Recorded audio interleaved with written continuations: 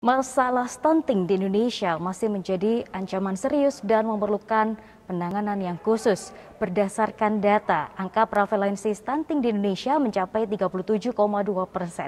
Hal ini masih menjadi ambang batas yang tinggi jika dibandingkan dengan dari WHO yang sebesar 20%. Lalu bagaimana langkah-langkah yang diambil oleh pemerintah untuk menuju Indonesia Emas tahun 2045? Pada episode kali ini kita akan mengupas tuntas mengenai stunting dan juga ibu hamil bersama dengan Dinas Kesehatan Kabupaten Malang dalam program Healthy Lifestyle Let's Be Happy and Healthy People.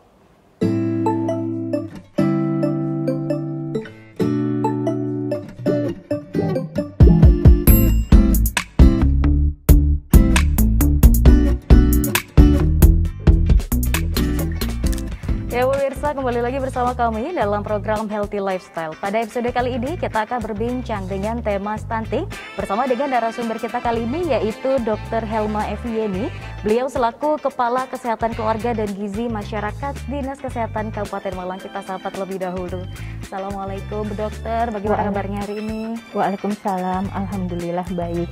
Alhamdulillah. Dok, sesuai tema hari ini kita akan mengupas tuntas terkait stunting. Tapi sebelum ke sana, melihat fenomena saat ini terjadinya pandemi membuat makin banyak keluarga yang produktif seperti itu Bu. Jadi makin banyak angka kelahiran. Nah, menurut Ibu bagaimana menanggapi fenomena ini dan juga di Kabupaten Malang sendiri angkanya bagaimana Bu?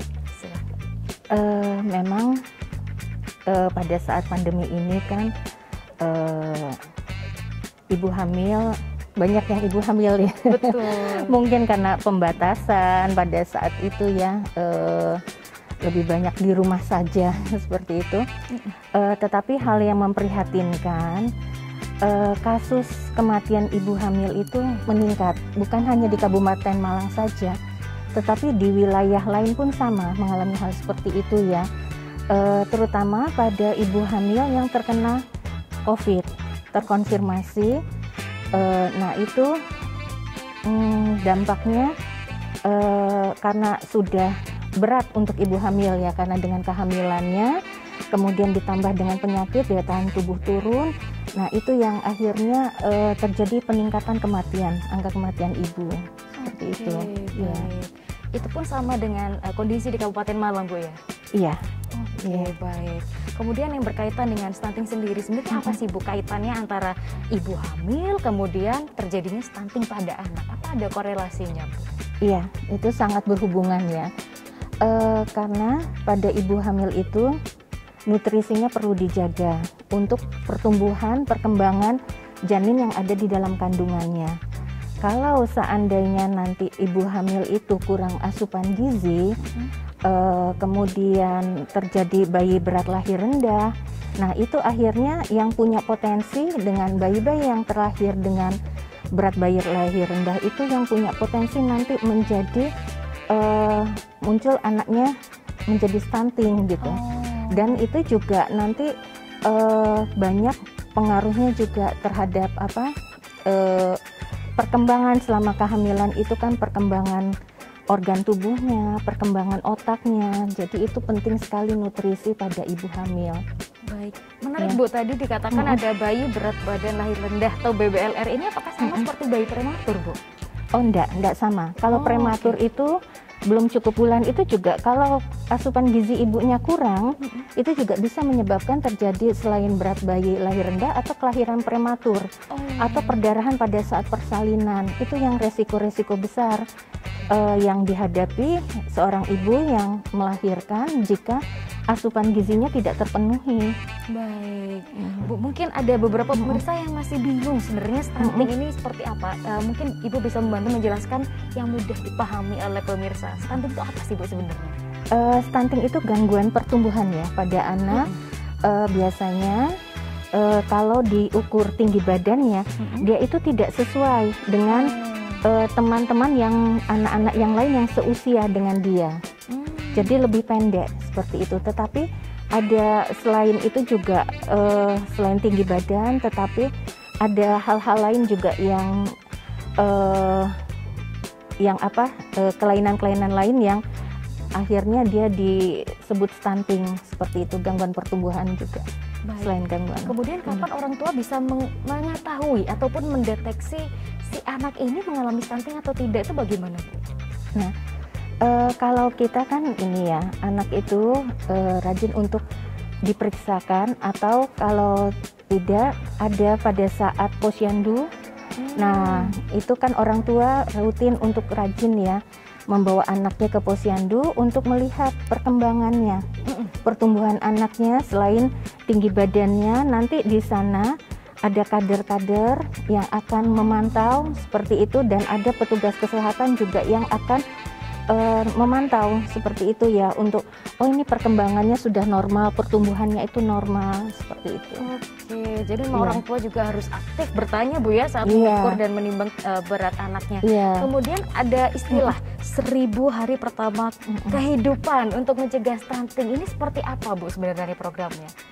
Ya, 1000 hari pertama kehidupan itu kan terbagi ya, antara pada saat masa di dalam kandungan, pada saat ibu hamil itu 270 hari. 270 hari itu jadi pada saat itu kita intervensi gizinya supaya mencegah pada ibu hamil itu melahirkan nanti dengan bayi berat lahir rendah, seperti itu ya. Nah, kemudian pada masa setelah lahir 0 sampai 6 bulan. Nah, itu 180 hari. Nah, itu pada saat itu pemberian ASI eksklusif. Itu ASI gizinya sangat bagus. Seperti itu ya, sampai 6 bulan. Kemudian setelah itu masa yang ketiga, yaitu dari 6 bulan sampai di 2 tahun batasnya. Seperti itu.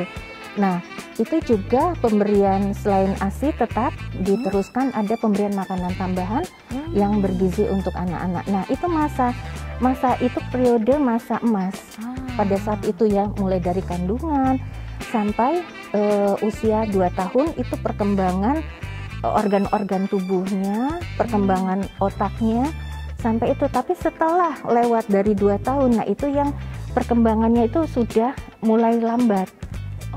Jadi kita intervensi, kita selamatkan di 1000 hari pertama kehidupan itu untuk mencegah stunting, seperti itu.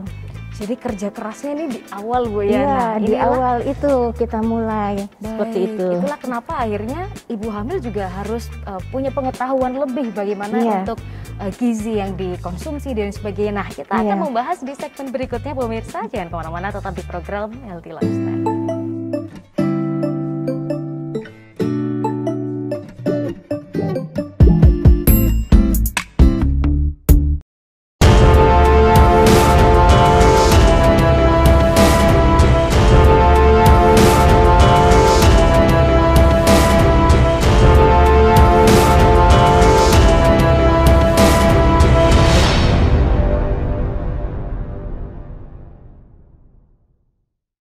Kita berbincang mengenai pencegahan stunting. Pada segmen sebelumnya, Bu Elma menjelaskan banyak sekali tentang stunting, termasuk pencegahan stunting pada 1000 hari pertama kehidupan. Wah, ini luar biasa, 2 tahun untuk keemasan pertumbuhan anak. Nah, berarti seorang ibu juga harus memahami komponen-komponen apa sih yang harus diperhatikan, terutama dalam konsumsinya. Apa saja sih, Bu? Sebenarnya kalau pada 1000 hari pertama kehamilan itu 1000 hari pertama kehidupan itu ya, dari ibu hamil itu konsumsinya makanannya jangan sampai ibu konsumsinya berbeda ya dengan yang tidak hamil. Lebih banyakkan kebutuhan kalori, energinya seperti itu, dan protein juga, protein hewani dan seperti itu ya, untuk pertumbuhan janinnya supaya optimal, supaya untuk pertumbuhan organ di dalam tubuh, pertumbuhan otaknya, seperti itu. Kemudian pada ini setelah itu pada anak-anak balita seperti itu ya, sudah mulai atau sudah ada pemberian makanan tambahan pada bayi. Nah, itu juga lebih banyak konsumsi untuk protein hewaninya, seperti itu.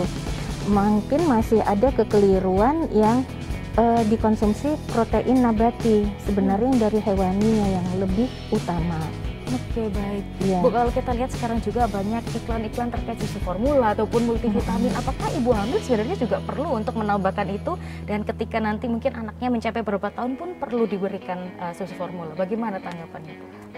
Kalau untuk ibu hamil, ya memang perlu ya konsumsi ada vitamin, dan memang kita juga kan pada ibu hamil ada pemberian vitamin-vitamin ya, seperti itu ya. Kemudian kalau susu formula kan kita masih ASI eksklusif, selama masih ada ASI eksklusif tidak boleh. Sebaiknya jangan diberikan, karena ASI itu sudah sangat lengkap unsur gizinya, seperti itu. Oke. Iya. Bu, untuk berkaitan pencegahan stunting sendiri dari pemerintah Kabupaten Malang khususnya Dinas Kesehatan ini, apa saja sih Bu program-program untuk bisa disosialisasikan kepada masyarakat? Ya, kami banyak sekali ya dari kesehatan untuk yang program-program masalah stunting ini, mulai pemberian vitamin A, kemudian pemeriksaan kesehatan di posyandu untuk melihat tumbuh kembangnya, kemudian untuk program pencegahan kecacingan, seperti itu juga pemberian ada obat cacing pada anak-anak, seperti itu ya. Kemudian manajemen terpadu balita sakit, atau juga ada pemberian makanan tambahan. Terus ada juga pemberian ini praktek untuk mengolah makanan, pemberian makanan pada bayi dan anak. Jadi banyak kegiatan-kegiatan dari Dinas Kesehatan. Wah, seru nih Bu. Yang terakhir ini terkait pengelolaan makanan Ibu ya. Boleh dikasih contoh Bu, mungkin porsi makan untuk seorang ibu hamil itu bagaimana, ataupun untuk balita yang mulai harus ada tambahan makanan lain selain ASI Bu. Silahkan. Ya. Tadi seperti yang sudah disampaikan ya di awal, kalau untuk ibu hamil itu mengkonsumsi makanan-makanan yang untuk banyak. Yang pertama untuk supaya tidak kekurangan energi, kalori energi ya. Berarti seperti yang makanan karbohidrat seperti itu ya, umbi-umbian, nasi seperti itu. Kadang sekarang kan anak-anak banyak yang diet, pengen kelihatannya kecil gitu ya. Tetapi kalau diukur nanti lilanya kalau ini kecil, pada ibu hamil itu yang kecil itu kekurangan energi kronis seperti itu. Iya, karena pada ibu hamil pola makannya tidak sama dengan yang seperti yang tidak hamil, seperti itu ya. Jadi lebih banyak energinya, dan selain itu juga protein hewaninya. Karena protein hewani seperti daging, susu, telur, seperti itu ya. Nah, itu kandungan asam aminonya itu esensial, itu yang penting, esensial yang dibutuhkan untuk pertumbuhan janin di dalam tubuhnya itu lengkap, bagus, seperti itu. Dibandingkan dengan protein nabati, maksudnya dan dibandingkan dengan sayur-sayuran gitu ya. Jadi lebih pada ibu hamil untuk lebih dibutuhkan protein nabatinya. Juga pada anak-anak, juga seperti itu, sama protein hewaninya yang lebih tinggi, bukan sayuran. Makanya kenapa di Jepang lebih cerdas ya anak-anaknya, karena mereka dari kecil itu sudah dibiasakan untuk makan ikan-ikan. Ikan-ikan, protein hewaninya yang lebih dibanyakkan daripada nabatinya, seperti itu.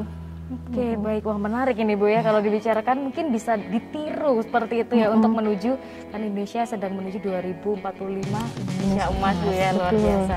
Nah, kembali kepada program dari Dinas Kesehatan sendiri, apakah menemui kendala Bu ketika di lapangan? Misalnya masyarakat yang kurang terliterasi, akhirnya hadirlah Dinas Kesehatan untuk memberikan info-info tersebut. Iya, pola pengetahuan, pola asuh kadang-kadang itu yang menjadi hambatan di masyarakat. Mungkin ada orang tua yang sudah biasanya kayak begini tidak apa-apa gitu ya, karena kekurang pahaman. Nah, itu yang memang menjadi tantangannya, pengetahuan masyarakat, kekurangan pahaman. Padahal kita ini di Kabupaten Malang kan ikan banyak dari laut, terus udah gitu susu-susu juga ya, produksinya banyak gitu kita di Kabupaten Malang. Tetapi mereka untuk mengkonsumsi dirinya, untuk dirinya itu yang masih pengetahuannya tuh kurang, seperti itu. Iya, jadi lebih banyak dijual. Gitu. Baiklah. Iya. Terakhir Bu, pesan singkat untuk masyarakat khususnya Kabupaten Malang untuk pencegahan stunting, singkat saja. Iya, Untuk ini pencegahan stunting, konsumsilah makanan yang bergizi, untuk yang terutama yang protein hewani, karena kalau sudah terjadi stunting itu menjadi beban ya, baik bagi negara maupun nanti dari keluarga sendiri. Seperti itu, karena gangguan pertumbuhan, perkembangan gangguan kecerdasan otaknya, kemudian pertumbuhannya juga terhambat, itu akan pada suatu saat nanti di hari setelah dia dewasa muncul macam-macam penyakit yang berhubungan dengan metabolisme, seperti itu ya. Nah, lebih baik kita mencegah untuk menuju nanti yang Indonesia Emas tahun 2045 menjadi anak-anak yang produktif, bukan yang sakit-sakitan. Kalau sakit-sakitan akhirnya menjadi beban negara dan beban keluarga, karena tidak bisa, apalagi kalau dia seorang laki-laki, tidak bisa mencari nafkah. Ya. Wah, luar biasa Bu ya, efeknya memang jangka panjang. Jangka panjang. Baik, terima kasih banyak Dr. Helma sudah sharing hari ini. Sehat selalu Ibu, untuk terus mensosialisasikan terkait pencegahan dari stunting. Dan pemirsa, kita masih akan berbincang berkaitan dengan stunting bersama dengan influencer, tapi di segmen berikutnya. Jangan kemana-mana, tetap di program Healthy Lifestyle.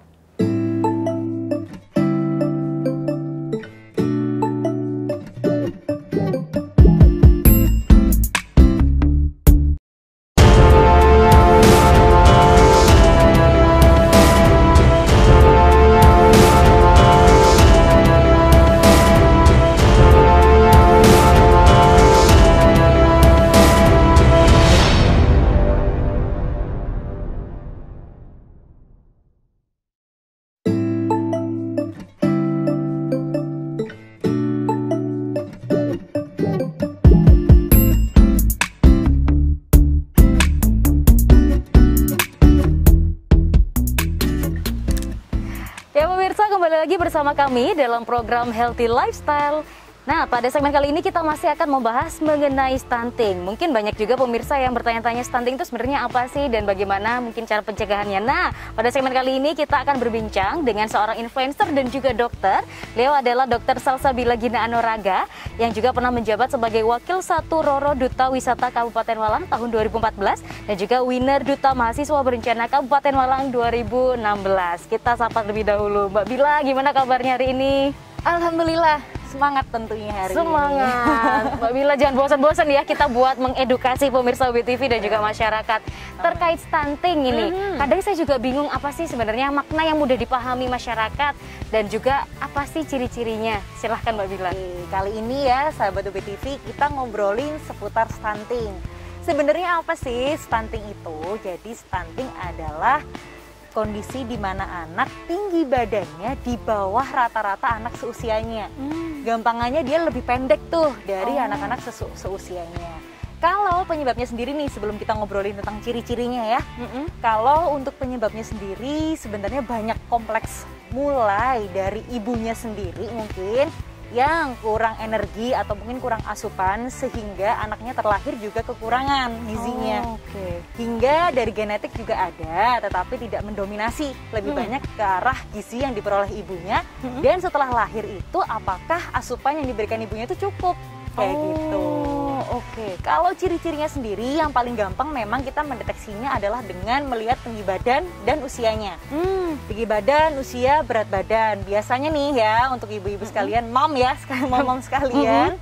Kalau biasanya setiap bulan kita ada kegiatan vaksin imunisasi di puskesmas, biasanya sekaligus diukur berat badan, tinggi badan. Nah, di situ biasanya terlihat dari pertumbuhannya, apakah tinggi badannya bertambah, berat badannya bertambah, adakah ciri-ciri yang lain, mungkin dari rambutnya, warna rambutnya, dan sebagainya. Gitu. Nah, yang bikin penasaran kenapa kok stunting ini marak ya di Indonesia?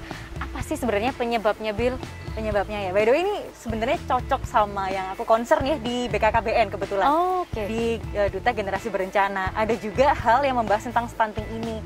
Kenapa sih kayak di Indonesia, khususnya juga di Kabupaten Malang ya, kok masih banyak anak yang lahir atau mungkin sudah tumbuh setahun 2 tahun, dia kondisinya kok masih stunting atau tinggi badannya tidak sesuai. Itu disebabkan sebenarnya dari segi wilayahnya juga. Banyak sekali komponennya yang mempengaruhi, contohnya wilayahnya. Dari segi sanitasi juga. Misal pengairan di daerah situ banyak tercampur oleh kapur. daerah-daerah pegunungan atau mungkin pesisir pantai yang airnya cenderung asin. Nah, hal-hal seperti itu juga mempengaruhi dari kondisi anaknya. Selain itu nih, selain wilayah geografis, ada juga faktor orang tua. Terkadang orang tua ini seusia kita yang mau nikah nggak mikir dulu kira-kira persiapan apa ya yang harus disiapkan dalam pernikahan itu. Kadang cuma mikir ya pokoknya aku mau nikah. Adalah harus direncanakan, pernikahan itu harus direncanakan. Punya anak harus direncanakan jauh-jauh sebelum kita nikah gitu. Waduh, ini cocok nih buat umuran kita ya. Iya, betul-betul. Kayak dipikir sebelum nikah adakah suplemen yang harus aku minum? Biasanya ada asam folat, zat besi yang harus diminum ibunya dan juga bapaknya sebagai pendonornya. Siap. Itu harus diperhatikan. Jadi ketika menikah, kondisi kita juga sudah fit, sudah bagus untuk melakukan hubungan, lalu untuk melahirkan tuh juga siap. Jadi nggak asal-asalan kita langsung nikah nih, pokoknya aku mau nikah, jangan kayak gitu. Wah, kita harus merencanakan kira-kira giziku sudah cukup nggak nanti untuk anakku. Lalu ketika hamil, asupan apa ya kira-kira yang harus aku minum, aku makan. Dan ketika anaknya sudah lahir, 6 bulan pertama harus ASI eksklusif. Lalu ada jenjang selanjutnya makanan pendamping ASI, itu harus tahu gitu. Wah, ini berarti benar-benar edukasi atau literasi terkait stunting ini memang benar-benar harus digencarkan, Bil. Karena jujur aku juga akhirnya baru tahu, oh ternyata seperti ini ya persiapannya luar biasa. Nah kalau kita lihat Dinas Kesehatan Kabupaten Malang juga sedang berupaya ke arah sana. Nah kalau Bila sendiri sebagai dokter dan juga influencer juga melihat masyarakat saat ini, apakah sudah cukup mengetahui hal tersebut atau harus ada upaya-upaya lagi yang dilakukan? Upaya-upaya lagi yang dilakukan sebenarnya dari Dinas Kesehatan Kabupaten Malang itu udah luar biasa ya. Dia nggak cuma berdiri sendiri karena stunting ini meliputi berbagai macam bidang kehidupan. Dari segi ekonomi harus ikut campur dalam urusan ini, pendidikan juga, pemerintahan juga, dari segi agama juga. Yang pertama dimulai itu biasanya dari KUA bahkan. Titik pertamanya ketika mereka menikah, di situ edukasi dilakukan. Diberitahu punya anak itu harus jaraknya berapa, langkah lebih baik sekitar 3-4 tahun. Memang lebih baik untuk 2 anak cukup ya, bukan 2 anak lebih baik, jadi lebih baik gitu ya. Jadi memang seperti itu dari titik awal kita menikah. Nah, diberikan informasi terkait bagaimana ke pernikahan kedepannya, punya anaknya kapan, lalu saat sudah menikah ada juga nanti edukasi seputar ketika hamil harus berapa kali ANC atau kunjungan untuk berobat atau screening lah selama kehamilan, seperti itu. Jadi langkah-langkah itu sebenarnya udah banyak dilakukan. Dan spesial sebenarnya ini program baru sih setahu dari BKKBN ya, koordinasi juga dengan Dinkes Kabupaten Malang.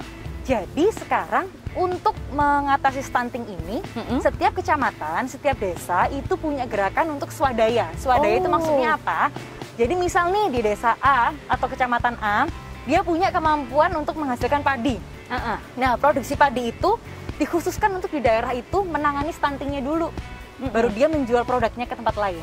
Jadi setiap daerah itu diswadayakan untuk mengatasi stunting di daerahnya dulu. Luar biasa. Hal seperti itu yang dikembangkan Kabupaten Malang sih setauku, dan itu luar biasa banget. Oke, baik. Pesan singkat terakhir, Bil, untuk masyarakat untuk menghindari stunting yang ada di Indonesia tentunya. Silahkan. Kalau untuk menghindari stunting yang jelas, karena stunting ini merupakan hal yang penting, krusial untuk menciptakan generasi ke depan, dan ditentukan dari 1000 hari pertama anak ini, yaitu sejak dia hamil sampai usia 2 tahun. Maka dari itu untuk semua orang tua harap waspada, harus ngerti, belajar dulu ketika punya anak hal apa nih yang harus dilakukan. Dan jangan pernah malas atau mager ya istilahnya sekarang untuk memberi ASI kepada anak, karena itu merupakan hal yang penting dan krusial buat perkembangan anak ke depannya. Lalu belajar, jangan capek menjadi ibu yang luar biasa. Ibu yang hebat harus tahu update kira-kira makanan apa ya yang cocok buat anakku. Dan insya Allah semoga anak Indonesia jos luar biasa. Amin ya rabbal alamin. Luar biasa. Terima kasih banyak Mbak Bila sudah sharing hari ini. Semoga ini juga menjadi insight yang berharga buat kita semua yang mau jadi orang tua ataupun sudah menjadi orang tua untuk bisa memberikan edukasi yang lebih baik kepada anak-anaknya juga. Dan tak terasa 30 menit sudah kita berbincang hari ini mengenai stunting. Saya Khairunisa beserta seluruh kru yang bertugas mau pamit undur diri. Terima kasih atas kebersamaan Anda dan sampai jumpa.